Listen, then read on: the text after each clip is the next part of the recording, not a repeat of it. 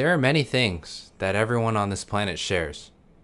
One of them is that we all share 24 hours. Yet, how we spend this time varies widely. Of course, you intuitively know that not all uses of time are equal. It makes sense that those who spend their time working out and eating right builds better and healthier bodies. Those who choose to invest their time with people experience better and happier relationships. It follows that those who study more earn higher marks. Today, I want to add a little bit more nuance to these simple maxims. It's not quite that more time necessarily means improvement in that domain, but rather useful, effective time spent leads to tangible growth. A person who lifts the same weight for an entire year will not see any muscular progression. The same is said for studying.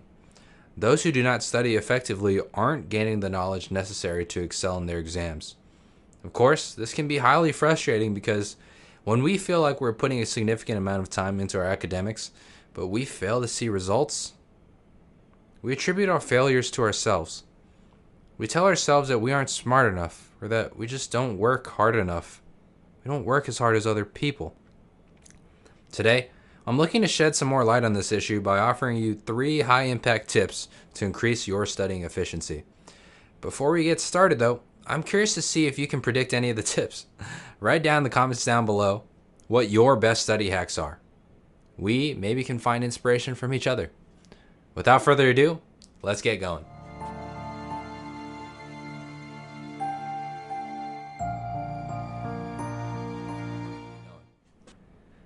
One of my favorite quotes comes from the American philosopher Henry David Thoreau.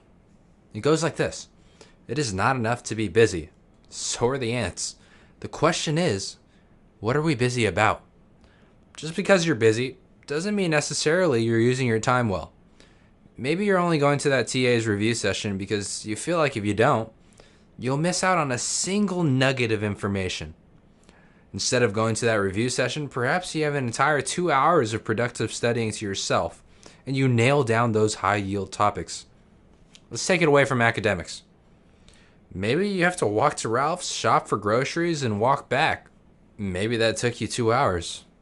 Alternatively, you could shop at Ralph's online, pay maybe less than $10 delivery fee, and have your groceries delivered to you. Whether we like to admit it or not, we often make implicit decisions about trading our time for some sort of value. Most often, our time for some sort of money. When we step back and really look at these exchanges though, we're surprised with how much we're saying our money is worth. Many of us are extremely frugal with our money.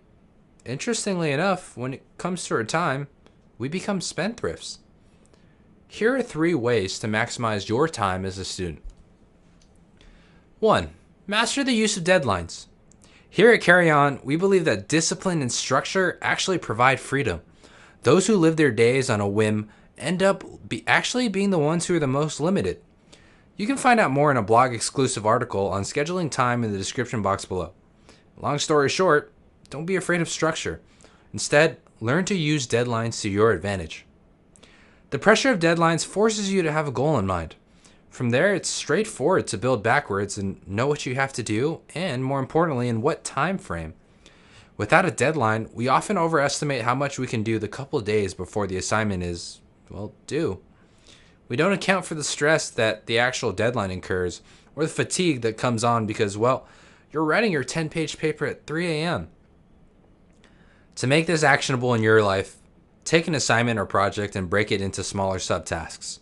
A 10-page research paper becomes a literature review phase, an abstract or introduction phase, a materials or methods phase, a results phase, and a conclusion phase.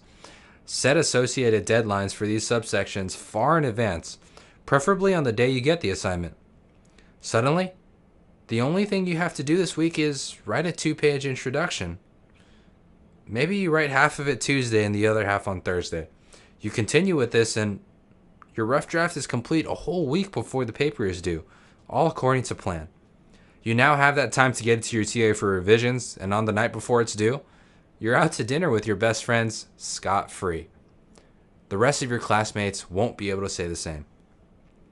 I'm not asking you to do anything Herculean. In fact, I'm asking you to do the easy thing. The hard thing is to stay up to 5 or 6 a.m. grinding away at a full 10-page paper. That's difficult. I'm asking you to do the easier thing. Write a couple of pages a week in advance and, hell, enjoy the free time you've earned. 2. Learn how to be efficient from a master of efficiency.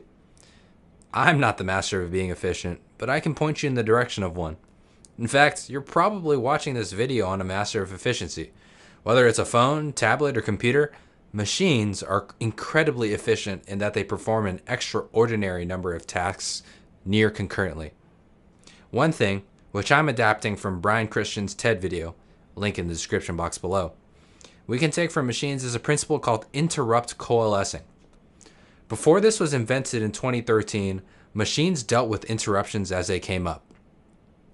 Every time your laptop had to switch between one task and attend to this interruption, it cost a good amount of attention and subsequently battery life. But back then, your laptop acknowledged everything that happened as it happened.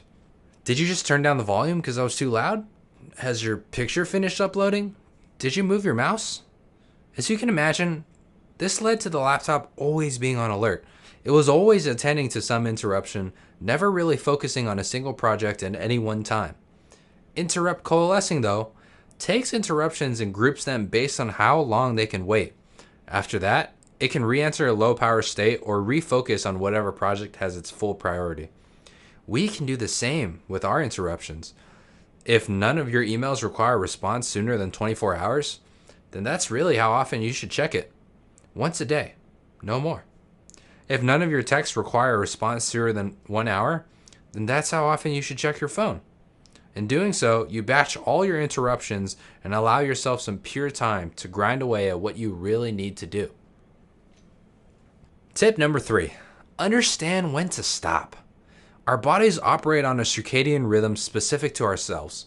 What this means is that we have high points in our day where we feel energized and can truly focus. Other times, for me, perhaps early afternoon right after that big lunch, we feel slower and more groggy. Understanding your body will allow you to put the most demanding tasks in the right slots of your time. But this requires you to be honest with yourself. I know many college students like to work late in the night, but when you analyze it hour to hour, just how effective are you at night? I grabbed this concept from a YouTuber I really respect, Thomas Frank, who challenges you to ask yourself whether that hour between 9 p.m. and 10 p.m. led to positive outcomes or negative ones. Did you spend more time on social media than you did writing? If you're working on math homework, did you make more mistakes than you usually would? Really, if it was a net neutral or net negative hour, you should stop. There are plenty of hours in the day that lead to net positive productivity. Those are the hours that you should reserve for work. Between 9 and 10 p.m., when you're a little more tired, that's your Netflix slot. Take advantage of that time in a different way. You don't need to work so hard all the time. More often than not, if you work smarter than other people, than other students, you're going to be more effective and less stressed. You'll have more time to do what you really want to do. Again, I'm really not asking you to do the hard thing. I'm asking you to break free of this toxic ideology where, quote unquote, sleep is for the weak or pulling an all-nighter is some sort of impressive feat. I mean, it is, but for the wrong reason. Make it easier for yourself. In conclusion, being a student is already so difficult. You need to get a lot done in a short amount of time. Even more so if you're in the quarter system. More often than not, we make assumptions of what being a successful student entails. We think it's the baggy eyes and the indeterminate amounts of willpower that make a student rise to the top. I'm here to show you that that isn't the case. Those students are living with less stress, working far fewer hours, and performing better. And it's not because they're extraordinarily gifted. It's because they have healthy systems in place that yield healthy results. In this video, I talked about a couple of mindset shifts and actionable items that you can use in your coming quarter and semester to take advantage of your time. Remember, the most important mindset shift is that all this really isn't that hard. It's the easier thing to do. So, respect yourself, respect your time, and keep learning. That's all for today. Thanks for sticking around, and I'd love to hear your best time management practices. Let me know down in the comments below. Again, I'm still at 100% YouTube comment response rate, and that's not going away anytime soon. If you liked the video, throw me a thumbs up. If you would like to see more, subscribe to the channel and hit that bell button. 2019 is going to be a big year for all of us. I know it. Let me help you get to where you need to go. I'll catch you later.